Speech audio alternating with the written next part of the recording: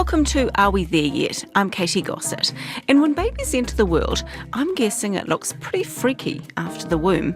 And as we get used to things, we relax. But new experiences, frightening images, and even bad dreams can keep us on edge. Tinakwe.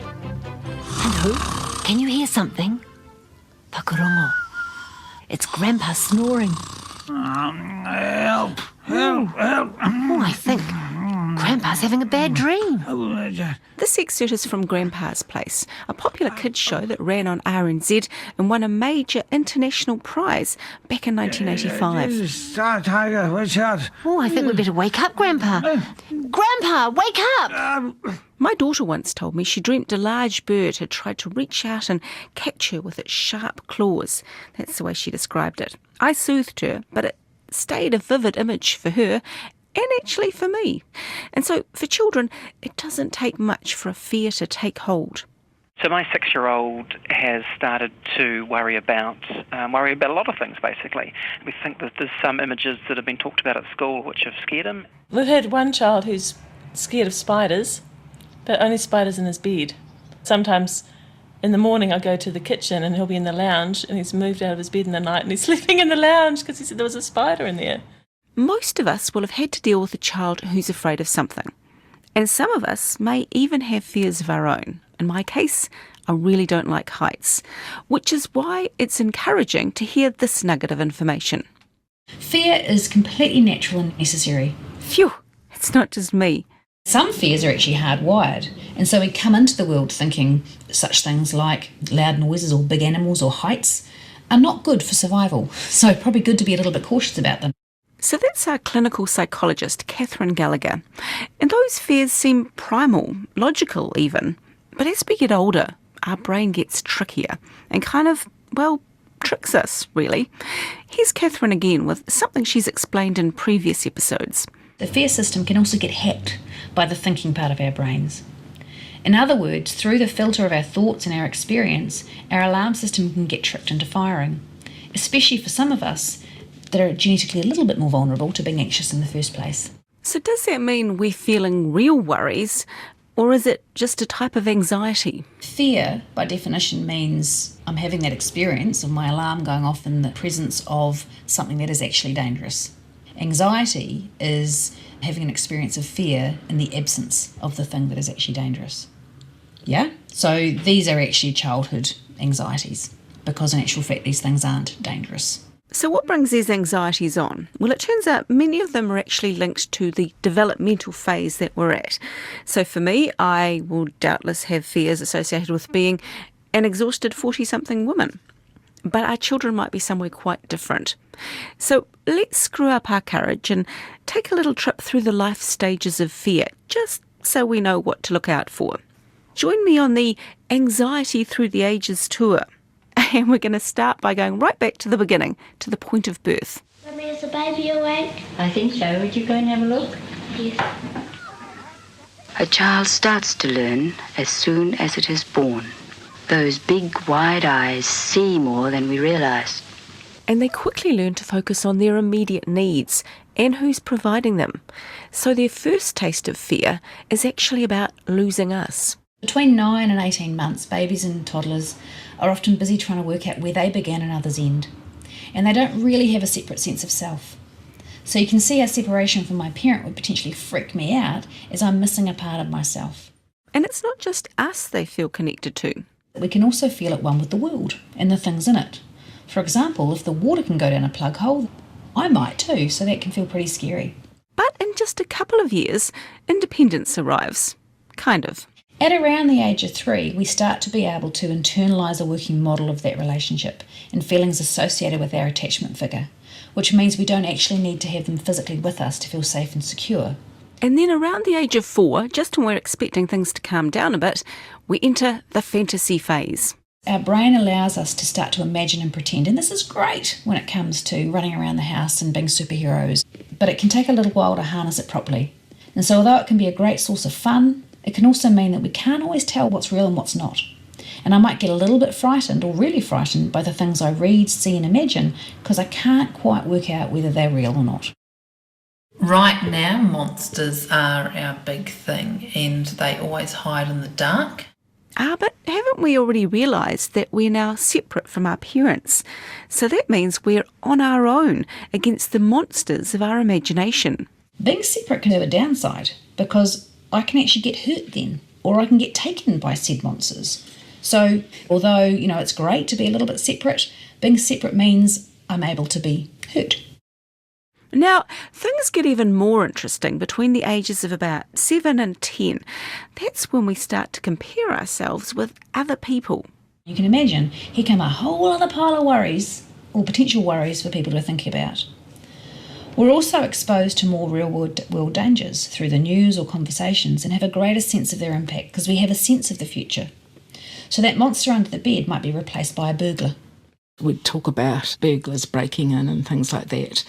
And I said if anything like that happened, we'd hear it, the dog would let us know, and we would deal with it. The next big change is in the teen years. I'm almost afraid to find out what that's going to bring. The focus of preteens and teens is to fit in and have friends. And this makes complete sense from an evolutionary point of view, as we've designed to start separating from our family of origin and go out into the world and find a mate and settle down and have our own families. Now, we're talking possible, not inevitable, so don't expect all kids to go through all of those worries. But for some children, anxiety can kind of become a habit. He says, I can't go to sleep, or I can't do this thing that I need to do because I'm scared of everything. And so I think what started as a singular fear has just spread across into his mind, and he's become a bit of a worrier. Sometimes he's a bit freaked out about doing new things, but he's getting better actually as he gets older. And I try not to make it a deal, to focus on it, because you don't want them to label themselves either, do you, Or that the other kids label them. I don't want the other kids saying, oh, you're a scaredy cat. When children get to that point, when they start to worry about all kinds of things, Catherine Gallagher reckons a good way to look at it is that anxiety has actually become a way of thinking for them. It doesn't really matter what the particular focus is. If I've got into a habit of getting anxious and overestimating risks and thinking about what if, and that's not contained, or I'm not encouraged and supported to confront that situation and kind of get corrective information, then my worries are going to get a little bit more out of control, to the point that I might actually start to get worried about getting worried. So how do we help children who feel like that? Nighttime can be scary for children. It can take patience and understanding to help them overcome their fear. The dark is one of the ones that is actually natural, and that, I think, did help explain that to my younger son, because I said, we can't see so well in the dark, therefore it isn't so safe. We've done a bit of work with him trying to talk about being scared, and he's got a worry box now, which has got a few things in it, such as some dice he can roll that come up with various affirming things on them, and a little notebook that he can write his fears down in.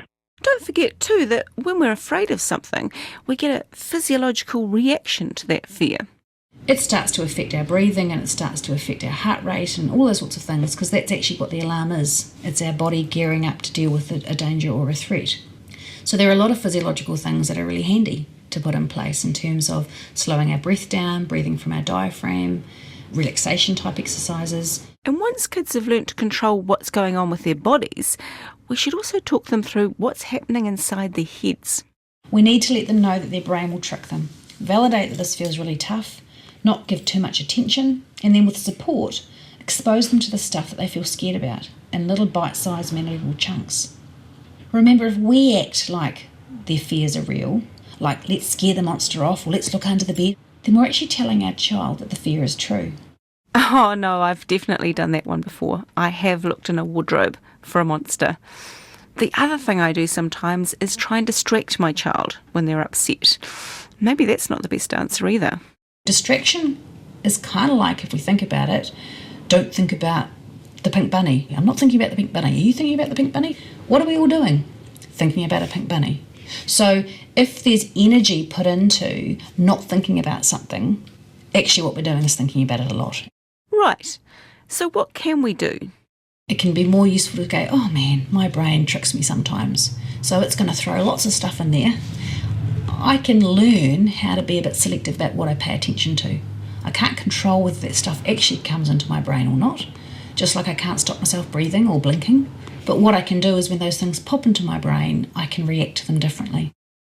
And as we've said often in the show, we need to be aware of how something, in this case fear and anxiety, can get in the way of a child's normal life. If it's stopping me from doing things that I kind of need to be doing in life, that's when this stuff becomes a problem. If it's I don't like tarantulas, I can kind of go along quite happily. I might just not go to South America. But if in fact my fear is separation, that's got slightly greater impact. And so that's something that might well need to have some intervention. So our children can learn to enjoy the moment before the next legitimate concern that life throws at them arrives. And the reality is, things will arrive. The thing is, you can't say everything's going to be okay.